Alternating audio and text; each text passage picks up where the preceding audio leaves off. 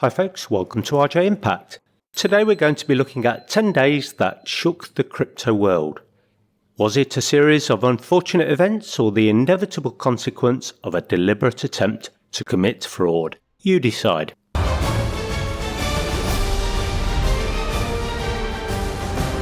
I'm taking you to prison. Well, good luck with that. This is going to be a summary of how Sam Bankman-Fried formed a company called Alameda Research to trade in cryptos, how he went on to form a crypto exchange called FTX to allow other people to trade in cryptos, and how the whole thing imploded amongst accusations of fraud, conspiracy, excessive and lavish spending, nepotism, the purchase of political influence, and extradition, and the loss of billions of dollars.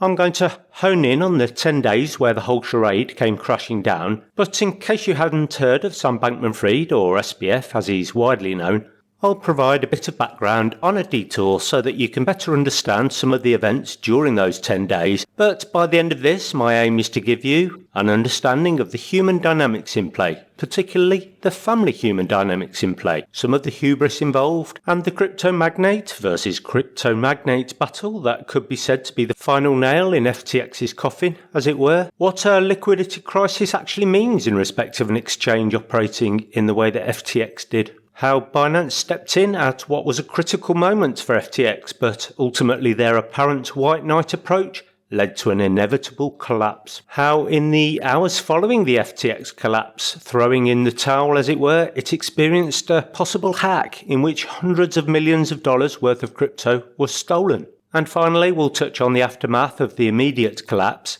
from the point where Sam Bankman-Fried was living in a penthouse in the Bahamas up to the point where he was arrested in the United States. With some hindsight that we now have a year after, with SBF facing imminent trial, we can fill in some of the gaps we had at the time when the fallout was actually happening. Samuel Bankman-Fried was born on the campus of Stanford University. He was a gifted student and graduated from the Massachusetts Institute of Technology. After graduation, he first worked at Jane Street, a proprietary trading company, before setting out on his own and setting up a company called Alameda Research. Whilst at Jane Street, he met another trader called Caroline Ellison, of whom we'll hear more shortly. According to Bankman-Fried, or SBF as we'll call him from now on, the term research was included in the name to avoid scrutiny from banks. If you named your company like "We do cryptocurrency, Bitcoin arbitrage multinational stuff," no one's going to give you a bank account. But everyone wants a research institute, he said. This turned out to be quite a success. At the time, the international markets for cryptocurrency trading weren't that well developed, but he realised that if he bought Bitcoin in the US and then sold it immediately in the Far East, he could make a significant profit. Before long, he was making millions of dollars by trading up to $25 million a day. So SBF in 2019, on the back of this success, set up his own cryptocurrency exchange, FTX. To explain the difference, whilst Alameda Research essentially traded on its own account, buying and selling, FTX, on the other hand, took deposits in from investors or customers in the form of cryptocurrency assets or real dollar assets and allowed those customers to exchange and trade those assets as well. So why did he set up FTX? Well, when SBF was trading Bitcoin with Alameda, he was using Coinbase to make his trades. He became a VIP trader on Binance, and according to Changpeng Zhao, Binance's CEO, in 2019 SBF had invited CZ, as Changpeng Zhao is known, along to at least one of his parties in Singapore. When SBF started FTX, he'd asked Binance to become a major investor, but CZ decided not to invest. "We were worried that the performance would not be good enough,"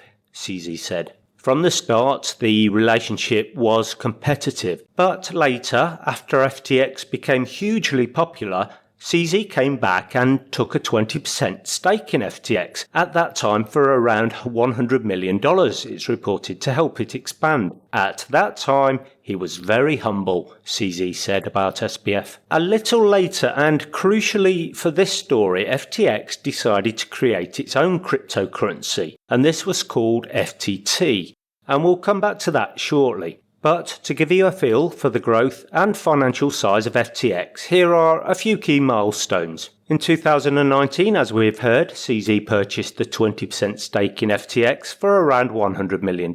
In July 2021, FTX raised $900 million at an $18 billion valuation from over 60 investors. Bankman-Fried then bought out CZ's stake for approximately $2 billion.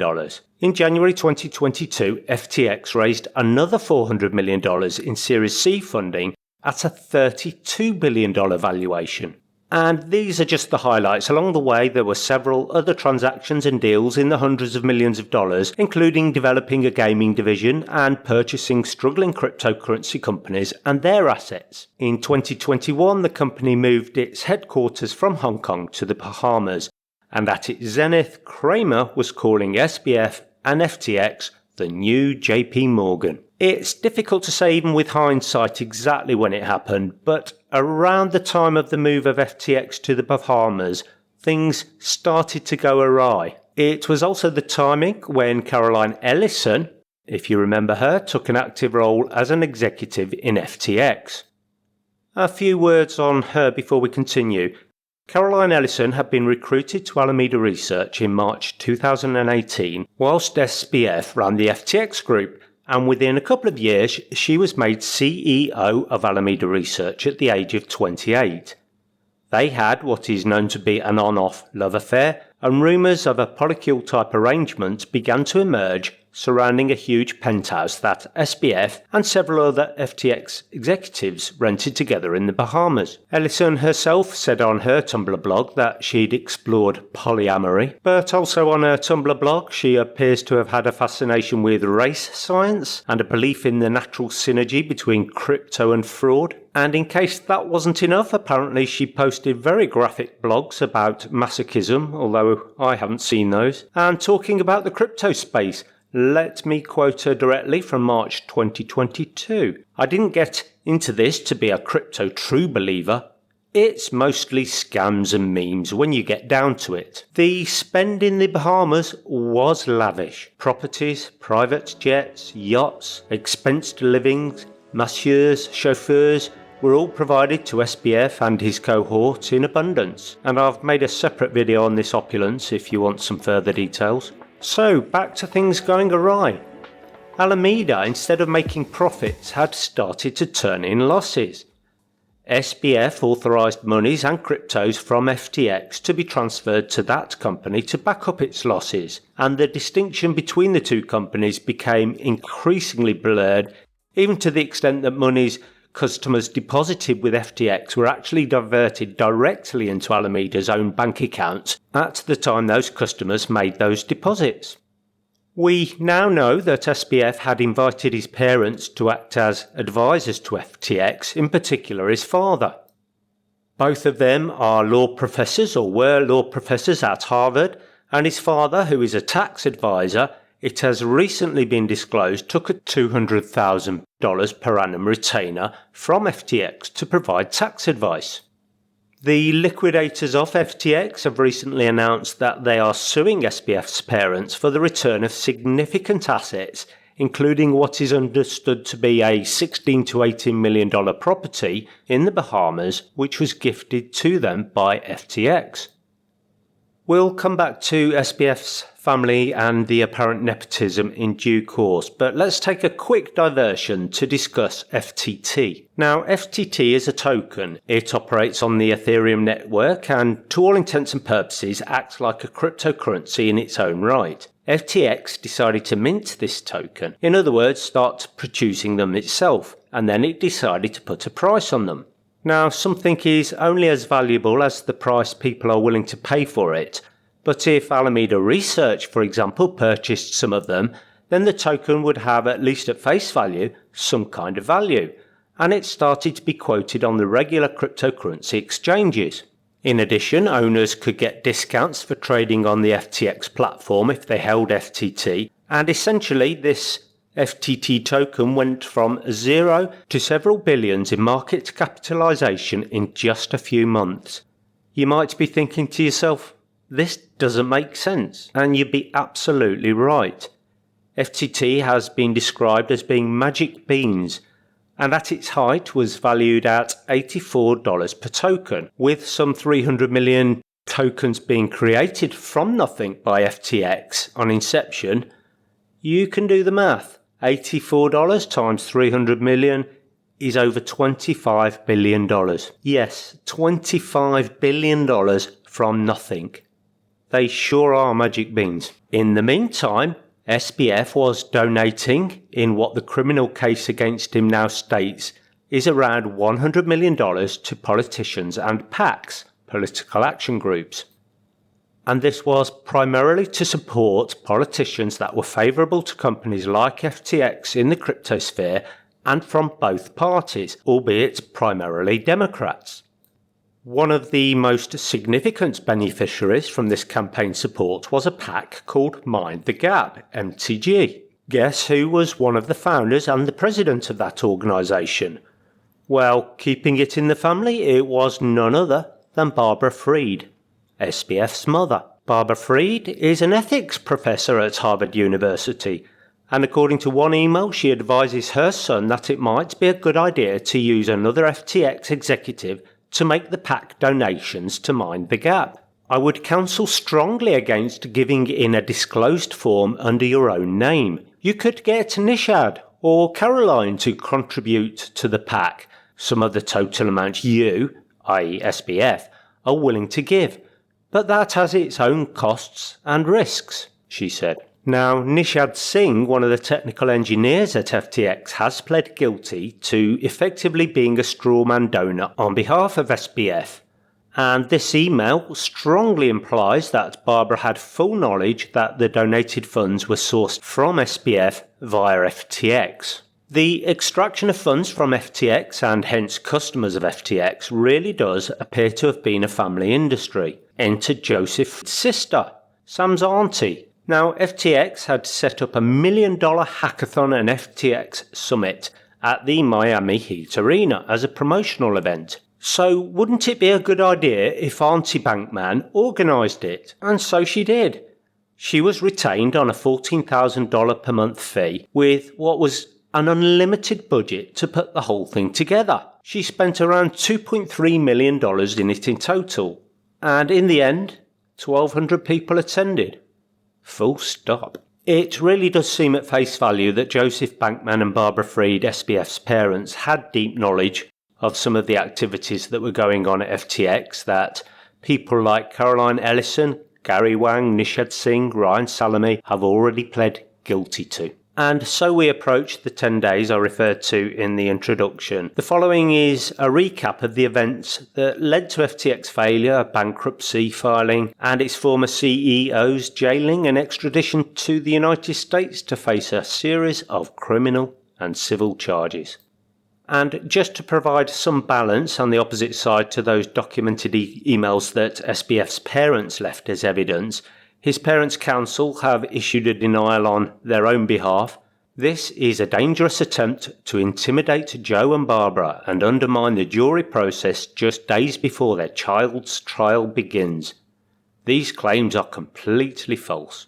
Well, you make up your own mind, don't you? There are other allegations of nepotism and apparent gifts to SBF's parents involving properties in the Bahamas, and they're being sued by the FTX liquidators for the return of those assets. With all that as a high-level background, let's hone in on 10 days in November 2022. What appears to be the catalyst to the events that follow was a November the 2nd scoop by a crypto news site, CoinDesk, that revealed that Alameda Research, the quantitative trading firm, held a position valued at $5 billion in FTT, the native token of FTX. As they put it, it shows Bankman-Fried's trading giant Alameda rests on a foundation largely made up of a coin that a sister company invented. How it actually got those coins and had them on its balance sheet is very unclear at this point in time.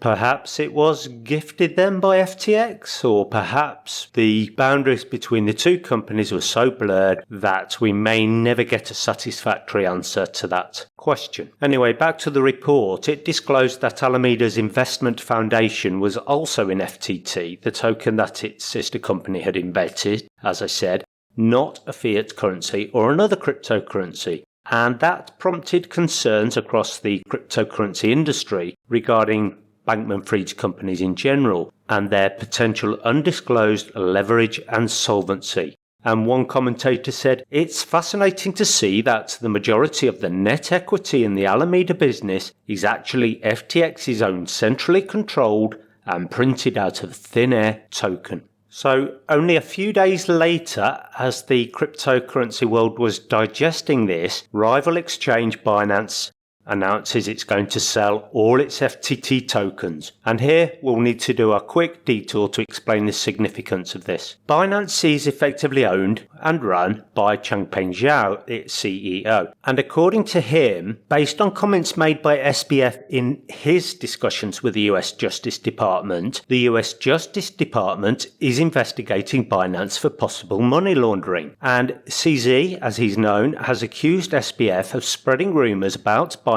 with regulators and the media. It's just not a smart thing to do, to badmouth anybody, especially a bigger competitor, CZ said. So back to the announcement. Binance, the world's biggest crypto exchange, announced on November the 6th that it would sell its entire position in FTT tokens, and that's roughly 2.3 million FTT tokens, valued at about $529 million. And CZ said at the time, the decision to liquidate the exchange's FTT position was based on risk management following the collapse of Terra Luna crypto token earlier in 2022. And he never said anything about kicking a rival when it's down. And regardless of the motivation or otherwise behind his decision, the dumping of a huge number of FTT tokens onto the marketplace was going to, and did, have a catastrophic impact on the FTT market price. As I've mentioned, CZ has his own battles to fight as the SEC has filed civil charges against him in June this year, but that is a tale for another day. Concern in the marketplace grew and people started to draw money down and withdraw assets from FTX, and it announces a liquidity crisis on November the 7th and sought to bail out from venture capitalists at first, and then Binance. And on November the 8th, Binance says it will buy FTX's non-US business, apparently the White Knight. During this time, Bankman-Fried attempted to reassure FTX investors that its assets were stable, but customers continued to demand withdrawals, and these amounted to around $6 billion in the days immediately following the CoinDesk report. The value of FTT itself fell more than 80% in around 2 days. In what appeared to be a solution, on November the 8th, Binance announced that it had reached a non-binding agreement to buy the non-US business of FTX for an undisclosed sum, effectively the world's largest cryptocurrency exchange bailing out its closest rival. The coup de grace? Revenge? Best served cold? Who knows, but on November the 9th, Binance walks away from the FTX acquisition after conducting its due diligence. So the promise of a rescue was short-lived. Binance backed out of the deal a day after announcing it would enter into the deal, and on November the 9th, it said that it would cancel the deal after completing corporate due diligence, which had raised concerns about the mishandling of customer funds amongst other issues. On November the 10th, the Bahamas freezes assets of FTX subsidiaries. SBF publicly admitted the non-US business's liquidity crisis and said that Alameda Research was going to wind down. The announcement by the security regulator to freeze the assets of FTX followed news that Bankman-Fried was seeking up to $8 billion to bail out the exchange. And on the same day, the California Department of Financial Protection and Innovation announced that it had initiated an investigation into FTX. Bankman-Fried himself apologized the same day for the liquidity crisis and admitted on Twitter, now X, that FTX's non-US exchange had insufficient funds to meet customer demands. He said that poor internal labeling caused FTX to miscalculate leverage and liquidity.